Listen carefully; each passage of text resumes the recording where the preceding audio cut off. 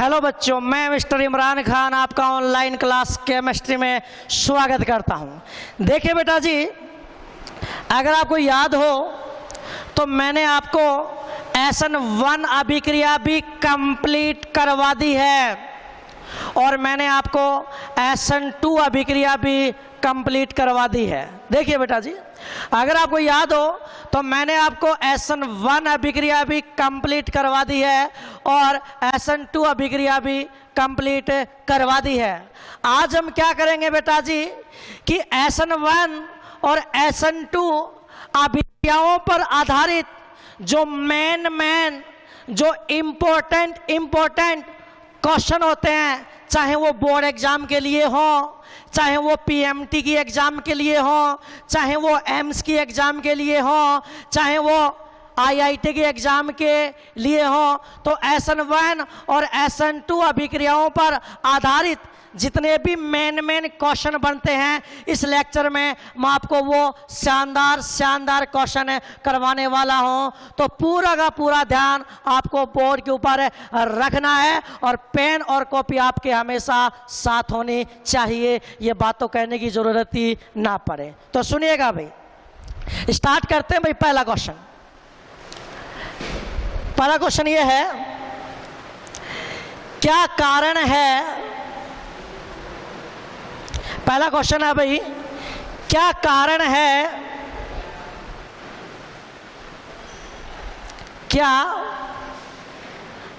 कारण है कि एलेलिक हैलाइड एवं बेंजेलिक हैलाइड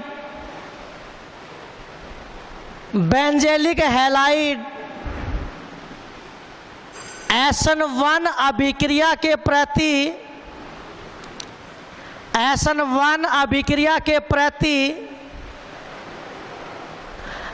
अधिक क्रियाशील होते हैं, अधिक क्रियाशील होते हैं। ठीक है बेटा, और ये क्वेश्चन इंपॉर्टेंट है भाई बोर्ड एग्जाम के लिए। मैं आपको ये भी बता दूंगा कि कौन सा क्वेश्चन कौन सी एग्जाम के लिए इंपॉर्टेंट है भाई। ठीक है ना, तो सुनेगा भी ध्यान से। बड़ा ही शानदार और प्यारा सा क्वेश्चन है, बड़ा ही शानदार और प्यारा सा क्वेश्चन है। और बेटा क्वेश्चन अपना ये है कि क्या कारण है कि, क्वेश्चन क्या है, क्या कारण है कि एलेलिक हैलाइड और बेंजेलिक हैलाइड SN1 अभिक्रिया के प्रति ज़्यादा क्रियाशील होते हैं।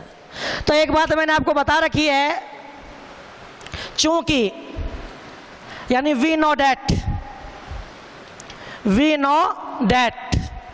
एक बात हम जानते हैं, वी नो डैट, एक बात मैंने आपको बता रखी है, चूंकि वी नो डैट SN1 अभिक्रिया की क्रियाशीलता, SN1 अभिक्रिया की क्रियाशीलता कार्बोकैटाइन के स्थायित्व के ऊपर निर्भर करती है। मैंने आपको बता रखा है कि SN1 अभिक्रिया की क्रियाशीलता कार्बोकैटाइन के स्थायित्व पर निर्भर करती है। मैंने आपको बताया था कि जिस एल्किल हैलाइड का कार्बोकैटाइन जितना ज़्यादा स्थायी होता है, मैंने आपको बताया था कि जिस एल्किल हैलाइड का कार्बोकैटाइन जितना ज़्यादा स्थायी होता है, उस एल्किल हैलाइड की SN1 अभिक्रिया के प्रति क्रियाशीलता उतनी ही ज़्यादा होती है। देखिए बेटा, हमारा क्वेश्चन क्या है, क्या कारण है कि एलेलिक हैलाइड एवं बेंजेलिक हैलाइड SN1 अभिक्रिया के प्रति अधिक क्रियाशील होते हैं। और एक बात मैंने आपको बता रखी है और हम जानते भी हैं कि SN1 अभिक्रिया की क्रियाशीलता कार्बोकैटाइन के स्थायित्व पर निर्भर करती है। मैंने आपको बताया था कि जिस एल्किल हैलाइड का जिस एल्किल हैलाइड का कार्बोकैटाइन जितना ज़्यादा स्थायी होगा वो एल्किल हैलाइड SN1 अभिक्रिया के प्रति उतना ही ज़्यादा क्रियाशील होगा। तो हमें दो प्रकार के हैलाइड दे रखे हैं। पहला हैलाइड यूज कर रहा हूँ मैं। पहला हमें दे रखा है एलेलिक हैलाइड। क्या भाई? Allylic halide. तो पहले तो मुझे बताओ, क्या एलेलिक हैलाइड लिखना तो आता ना आपको? एलेलिक हैलाइड को कैसे लिखते हैं भाई? अब याद है ना, सिंगल सिंगल डबल। तो कैसे लिखोगे? CH2 double bond CH single bond CH2 और क्या लिख दिया? X। ये क्या बेटा? एलेलिक हैलाइड है। तो आप एक काम करो, इस एलेलिक हैलाइड से क्या बनाओ भाई? कार्बोकैटाइन। क्या बनाओ? कार्बोकैटाइन। कैसे बनाओगे कार्बोकैटाइन? इस बॉन्ड के दोनों इलेक्ट्रॉन कौन लेके जाएगा? हैलोजन, यानी माइनस। यहां से बाहर क्या निकल जाएगा? X minus. जैसे यहां से X माइनस बाहर निकलेगा तो कार्बोकैटाइन क्या बनेगा? CH2 double bond CH single bond CH2 plus. ये क्या बन गया? Allylic carbocation. क्या बन गया भाई? Allylic carbocation. ठीक। हाँ, एक तो हमें दे रखा है एलेलिक हैलाइड, तो ये मैंने क्या लिख दिया भाई? एलेलिक हैलाइड लिख दिया। ठीक। अब एलेलिक हैलाइड का मुझे क्या बनाना? कार्बोकैटाइन। तो किसी भी हैलाइड का कार्बोकैटाइन कैसे बनाते हैं? किसी भी हैलाइड का कार्बोकैटाइन कैसे बनाते हैं? कुछ भी नहीं करना है। इस CX बॉन्ड के दोनों इलेक्ट्रॉन कौन लेके जाएगा? X। तो बाहर क्या निकल जाएगा? X minus. तो पीछे जो बचेगा ये क्या बन गया? Allylic carbocation. आगे बात समझ में। एक हमें दे रखा है बेंजेलिक हैलाइड। एक हमें क्या दे रखा है? बेंजेलिक हैलाइड।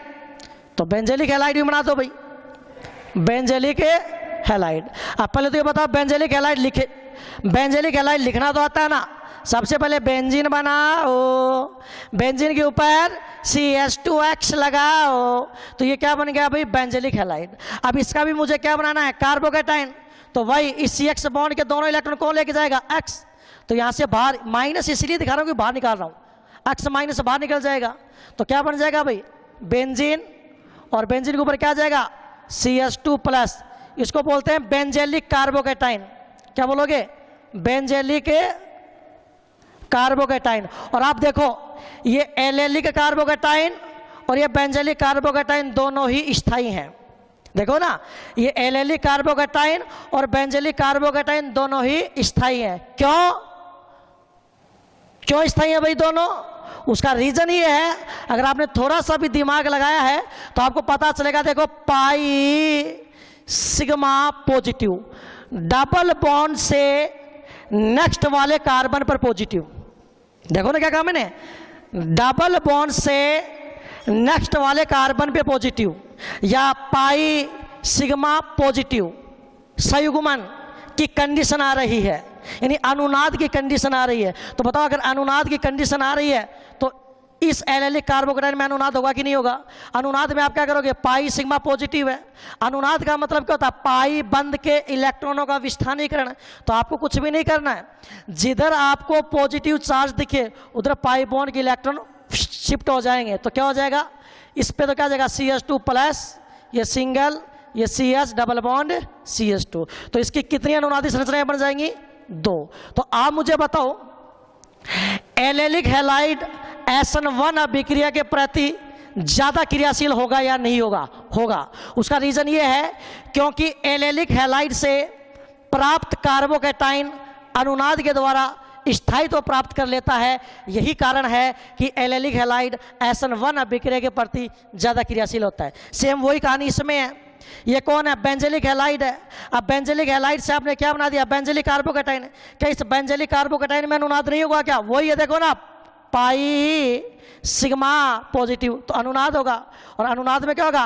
पाई बंद के इलेक्ट्रॉनों का विस्थानीकरण। जिधर पॉजिटिव दिखे उधर पाई बॉन्ड के इलेक्ट्रॉन को शिफ्ट कर दो। ये लो, जैसे ही शिफ्ट होंगे तो बताओ बेटा, ये बॉन्ड के इलेक्ट्रॉन जैसे शिफ्ट होंगे, यहाँ पे क्या आएगा? प्लस, यहाँ पे माइनस, माइनस प्लस के बीच में बॉन्ड, डबल बॉन्ड CH2, यहाँ पे डबल और यहाँ पर क्या आएगा? डबल। फिर वापस देखो ना, पाई सिग्मा पॉजिटिव, वापस अनुनाद होगा तो पाई बॉन्ड के इलेक्ट्रॉन वापस शिफ्ट हो जाएंगे। तो क्या होगा भाई? ये तो डबल बॉन्ड CH2, यहाँ पे क्या जाएगा? प्लस, यहाँ पे नेगेटिव पॉजिटिव के बीच में डबल डबल। अब वापस क्या होगा? इसमें अनुनाद होगा भाई। अब वापस इसमें क्या होगा भाई? अनुनाद होगा। कैसे? पाई सिग्मा पॉजिटिव, तो पाई बॉन्ड के इलेक्ट्रॉन वापस नीचे उतर जाएंगे। तो देखो बेटा क्या बन जाएगा, इधर बना देता हूं मैं, क्या बन जाएगा, डबल, पॉजिटिव नेगेटिव के बीच में डबल, यहाँ पे क्या जाएगा प्लस, और यहाँ पे क्या जाएगा डबल CH2। आगे क्या बात समझ में। अब वापस देखो, पाई सिग्मा पॉजिटिव, ये पाई बॉन्ड के इलेक्ट्रॉन वापस शिफ्ट हो जाएंगे। तो जैसे ही शिफ्ट होंगे तो बताओ रे क्या बनेगा, पाई पाई पाई, और ये क्या बन जाएगा CH2 प्लस।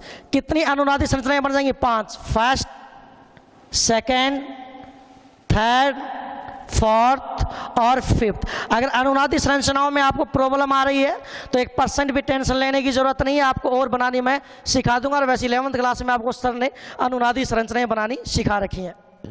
आप मुझे बताओ हमारा क्वेश्चन क्या था, हमारा क्वेश्चन क्या था कि क्या कारण है कि एलेलिक हैलाइड एवं बेंजेलिक हैलाइड SN1 अभिक्रिया के प्रति अधिक क्रियाशील होते हैं। तो नॉर्मल सा रीजन है, एलेलिक हैलाइड से प्राप्त कार्बोकैटाइन भी अनुनाद के द्वारा स्थायित्व प्राप्त कर लेता है। सेम बेंजेलिक हैलाइड से प्राप्त कार्बोकैटाइन भी अनुनाद के द्वारा स्थायित्व प्राप्त कर लेता है। तो अगर मान लो बोर्ड एग्जाम में क्वेश्चन आ जाए कि क्या कारण है कि एलेलिक हैलाइड और बेंजेलिक हैलाइड SN1 अभिक्रिया के प्रति अधिक क्रियाशील होते हैं, तो आपको सिर्फ इतना सा लिखना है, एलेलिक हैलाइड व बेंजेलिक हैलाइड SN1 अभिक्रिया के प्रति अधिक क्रियाशील होते हैं क्योंकि इनसे प्राप्त कार्बोकैटाइन क्योंकि इनसे प्राप्त कार्बोकैटाइन अनुनाद के द्वारा स्थायित्व प्राप्त कर लेते हैं। तो एक क्वेश्चन तो ये था बेटा। और आगे क्या बात समझ में, कोई दिक्कत है क्या? कोई दिक्कत वाली बात नहीं है। अब एक क्वेश्चन और करवाता हूं आपको, एक क्वेश्चन और करवाता हूं भाई। आपको तो सिर्फ ये दिमाग में रखना है कि जिस एल्किल हैलाइड का कार्बोकैटाइन जितना ज़्यादा स्थायी होगा वो एल्किल हैलाइड SN1 अभिक्रिया के प्रति उतना ही अधिक क्रियाशील होगा। जैसे एलेलिक हैलाइड से प्राप्त कार्बोकैटाइन अनुनाद के द्वारा स्थायित्व प्राप्त कर लेता है, बेंजेलिक हैलाइड से प्राप्त कार्बोकैटाइन भी अनुनाद के द्वारा स्थायित्व प्राप्त कर लेता है। और यही कारण है कि एलेलिक हैलाइड और बेंजेलिक हैलाइड SN1 अभिक्रिया के प्रति अधिक क्रियाशील होते हैं। ठीक, दूसरा क्वेश्चन, ये थोड़ा शानदार क्वेश्चन है भाई। ठीक, और JEE एडवांस में पूछा हुआ क्वेश्चन है, JEE एडवांस यानी IIT में पूछा हुआ क्वेश्चन है भाई। ठीक, सुनेगा ध्यान से, ऑब्जेक्टिव टाइप है लेकिन करवा रहा हूं आपका नॉलेज थोड़ा सा इंक्रीज हो जाए। क्वेश्चन ये था कि निम्न लिखित को SN2, ऑब्जेक्टिव था लेकिन मैं इसको सब्जेक्टिव बना के करवा रहा हूं। निम्नलिखित को SN2 अभिक्रिया के प्रति क्रियाशीलता के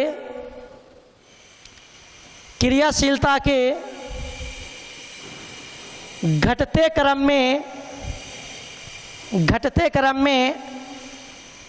में व्यवस्थित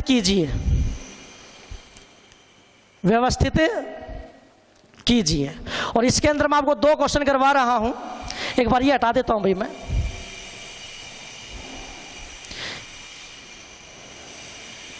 क्वेश्चन क्या भाई, एक बार क्वेश्चन पढ़ो। क्यों? क्योंकि क्वेश्चन पढ़ने के तरीके में उसका आधा उत्तर छुपा होता है। क्वेश्चन क्या है भाई, निम्नलिखित को SN2 अभिक्रिया के प्रति क्रियाशीलता के घटते क्रम में व्यवस्थित कीजिए। इसमें पहला क्वेश्चन तो बहुत ही नॉर्मल सा है, CH3Cl,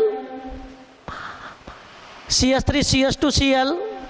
अगला है CH3CH, CH3Cl, और अगला है CH3 और Cl। बताओ रे, क्या इसका आंसर आप मुझे नहीं बता सकते? क्या आप लोग इस क्वेश्चन का आंसर मुझे नहीं बता सकते क्या? बिल्कुल बता सकते हो कि सर क्वेश्चन बहुत ही हलवा सा है, बहुत ही झंडू सा क्वेश्चन है। निम्नलिखित को SN2 अभिक्रिया के प्रति क्रियाशीलता के घटते क्रम में व्यवस्थित कीजिए। तो ये तो मेथिल हैलाइड है, ये 1 डिग्री एल्किल हैलाइड है, ये 2 डिग्री एल्किल हैलाइड है, ये 3 डिग्री एल्किल हैलाइड है। मान लो ये फर्स्ट है, ये सेकंड है, ये थर्ड है, ये फोर्थ है। और SN2 अभिक्रिया में तो आपने बताया था कि जिस एल्किल हैलाइड में जितनी ज़्यादा भीड़ होगी, जितनी ज़्यादा क्राउडिंग होगी, वो SN2 अभिक्रिया उतनी ही कम देगा। तो बताओ सबसे ज़्यादा SN2 अभिक्रिया कौन देगा? फर्स्ट, उससे कम सेकेंड, उससे कम थर्ड और उससे कम फोर्थ। ठीक है, ये क्वेश्चन तो जेई मेन में आया हुआ है। ठीक, हाँ, दूसरा क्वेश्चन IIT में आया हुआ इसी का ही। देखिए क्वेश्चन था कि आपको बहुत सारे एल्किल हैलाइड दे रखे थे और SN2 अभिक्रिया के प्रतिक्रियाशीलता का क्रम पूछा था। तो इसमें एक ऑप्शन ये था भाई CH3Cl, ठीक, एक था CH3CH2Cl, ठीक, और एक था CH3CH CH3Cl और एक था CH3C double bond O CH2Cl। आगे बात समझ में, बड़ा ही शानदार और इंटरेस्टिंग क्वेश्चन है बेटा। पूरा का पूरा माइंड है ना, वो अपनी स्क्रीन पर लगा लो। पूरा का पूरा जो माइंड है ना, वो पूरा का पूरा माइंड आप अपनी स्क्रीन पर लगा लीजिए। और वीडियो चाहे आप मोबाइल से देख रहे हो या लैपटॉप में देख रहे हो, एकदम आंखें फाड़ कर बैठ जाओ। बहुत ही शानदार बात यहाँ पर आने वाली है। अब देखिए कि सर हमारी एक छोटी सी प्रॉब्लम आ रही है। तो बेटा IIT है, कोई ऐसे मजाक तो है नहीं। जहाँ पर आपकी सोच खत्म होती है ना, वहाँ से IIT की सोच शुरू होती है बेटा। अब आपके दिमाग में यह आ रहा है कि सर ये नहीं होता ना, ये नहीं होता। अगर ये नहीं होता तो हम तीनों में बता देते, सबसे ज़्यादा ये, इससे कम ये, इससे कम ये बता देते। बिल्कुल सही बात है। अब ये थोड़ी प्रॉब्लम क्रिएट कर रहा है, तो पहले इसी को ही देख लेते हैं। सुनना, पहले मुझे बताओ ये तो क्या मेथिल हैलाइड, पहले देख लो आप, ये क्या है? Methyl halide. मैं नाम लिख देता हूं, ये क्या है? मेथिल हैलाइड यानी मेथिल क्लोराइड, ठीक। ये क्या है? 1 डिग्री एल्किल हैलाइड। ये क्या है? 2 डिग्री एल्किल हैलाइड। और ये भी क्या है? 1 डिग्री एल्किल हैलाइड ही है। ये भी क्या है? 1 डिग्री एल्किल हैलाइड ही है। ये बात आप जानते हो, मैं इनको मिटा भी देता हूं एक बार, कोई दिक्कत नहीं है। ये बातें तो आप जानते हो भाई, ठीक। यहाँ पे मैं लिख देता हूँ, ये फर्स्ट मान लो, ये सेकंड मान लो, ये थर्ड मान लो, और ये क्या मान लो? फोर्थ मान लो। अब आप कह रहे हो कि सर अगर ये नहीं होता ना तो हम क्रम बता देते। अब दिक्कत इसी की आ रही है, तो इसी को ही देख लो। देखिए बेटा, यहां पर एक कॉन्सेप्ट यूज करते हैं, यहां पर एक कॉन्सेप्ट यूज करते हैं, और वो कॉन्सेप्ट ये है कि SN2 अभिक्रिया ना, SN2 अभिक्रिया, SN2 अभिक्रिया की क्रियाशीलता संक्रमण अवस्था के स्थायित्व पर भी निर्भर करती है। क्या कहा मैंने? वो लाइन देखिए भैया, मैंने क्या लिखा है? SN2 अभिक्रिया की क्रियाशीलता संक्रमण अवस्था के स्थायित्व पर भी निर्भर करती है। यानी एक बात मैं आपको समझा देता हूं, जिस एल्किल हैलाइड की ट्रांजिशन स्टेट, संक्रमण अवस्था जितनी ज्यादा स्थायी होगी ना, SN2 अभिक्रिया उतनी ही फास्ट होगी। कैसे? एक बार इन सब की मैं संक्रमण अवस्था बनाता हूं। पहले इसकी संक्रमण अवस्था बनाता हूं मैं। इसकी संक्रमण अवस्था क्या बनेगी भाई, बना के देखो ना आप, CH3 dot dot Cl del minus del plus और पीछे Nu माइनस। ठीक, ये इसकी संक्रमण अवस्था है। अब इसकी संक्रमण अवस्था बनाता हूं, बनाओ भाई इसकी संक्रमण अवस्था। CH3 को ऊपर कर दो, CH3, ठीक है भाई, CH3 CH2 dot dot dot Cl, यहाँ पे डेल माइनस डेल प्लस और ये नाभिक से नहीं बैक साइड से अटैक कर देगा। अब इसकी संक्रमण अवस्था बनाओ, इसकी संक्रमण अवस्था बनाओ तो क्या होगा भाई, C और ये दोनों CH3 एक ऊपर कर दो और ये क्या कर दो भाई, नीचे कर दो और ये H बगल में है, ये Cl, ठीक है, इस पे क्या भाई प्लस और इस पे क्या है माइनस, ठीक, और ये Nu माइनस और यहाँ पर क्या आ जाएगा डॉट, ये इसकी संक्रमण अवस्था। अब इसकी संक्रमण अवस्था बनाओ आप, ये बहुत काम की चीज है। Cl dot dot Cl dot dot CH2, क्या भाई CH2, तो जैसे मान लो एक H मैंने यहाँ लगा दिया और एक H मैंने यहाँ लगा दिया। भाई देखो इसकी संक्रमण अवस्था ये होगी, इसकी संक्रमण अवस्था ये हो गई, इसकी संक्रमण अवस्था ये हो गई। इसी प्रकार इसकी संक्रमण अवस्था बनाओ तो डॉट डॉट और यहाँ पर क्या लगा देंगे, बैक साइड से नाभिक से अटैक कर देगा Nu माइनस और इस पर एक समूह और भी तो जुड़ा है ना, देखो, अरे भाई Cl Cl Cl dot dot CH2। अब इस कार्बन पर जो नाभिक से नहीं वो बैक साइड से अटैक करेगा, लेकिन इसी कार्बन पर एक समूह ये भी तो जुड़ा है ना, इसको मैं ऐसे लिख देता हूँ C double bond O CH3। और एक बात बता देता हूँ, ये जो समूह जुड़ाना इसकी खास बात है, ये जो समूह जुड़ाना इसकी खास बात है, ये क्या है, इलेक्ट्रॉन विदड्रॉइंग ग्रुप है, यानी इलेक्ट्रॉन आकर्षित समूह है। क्या है, इलेक्ट्रॉन आकर्षित समूह है। और एक बात बता देता हूं, ये जो आप देखो ना, इस पे डेल माइनस है और इस पे क्या डेल प्लस है, ठीक है, ये क्या है, इलेक्ट्रॉन विड्रॉइंग ग्रुप यानी इलेक्ट्रॉन आकर्षित समूह है। और ये जो इलेक्ट्रॉन आकर्षित समूह होते हैं ना बेटा, ये संक्रमण अवस्था का स्थायित्व बढ़ा देते हैं। कैसे, देखो इस पर इधर लेफ्ट में भी क्या है नेगेटिव, राइट में भी क्या है नेगेटिव। अब ये तो क्या इलेक्ट्रॉन आकर्षित समूह है, तो ये इधर से भी इलेक्ट्रॉन खींचेगा, इधर से। भाई एक बात बताओ, ये क्या है, इलेक्ट्रॉन आकर्षित समूह इलेक्ट्रॉनों को अपनी ओर खींचेगा, तो ये इधर वाले इलेक्ट्रॉन भी खींचेगा, इधर वाले इलेक्ट्रॉन भी खींचेगा।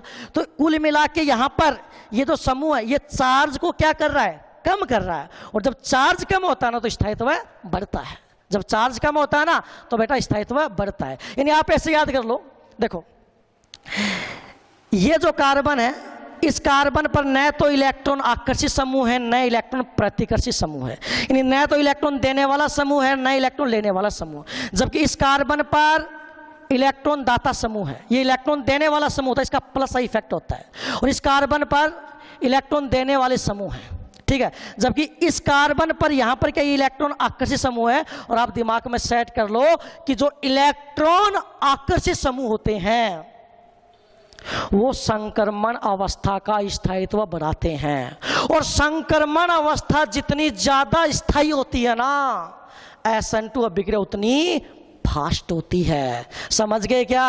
यानी कहने का मतलब ये है कि ये अगर किसी एल्किल हैलाइड में, अब सेट कर लो, अगर किसी एल्किल हैलाइड में इलेक्ट्रॉन आकर्षित समूह आ जाए,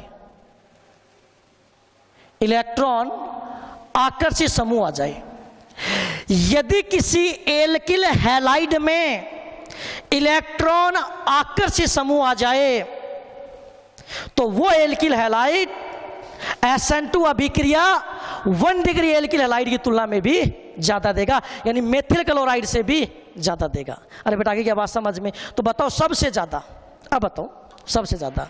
अब इनको मिटा देता हूं मैं एक बार, ये तो पूरा मैंने समझाया था, आप सिर्फ दिमाग में एक बात सेट कर लो, एक तो सिर्फ ये बात सेट कर लो, ये जो मैंने यहां पर बताई है। क्या?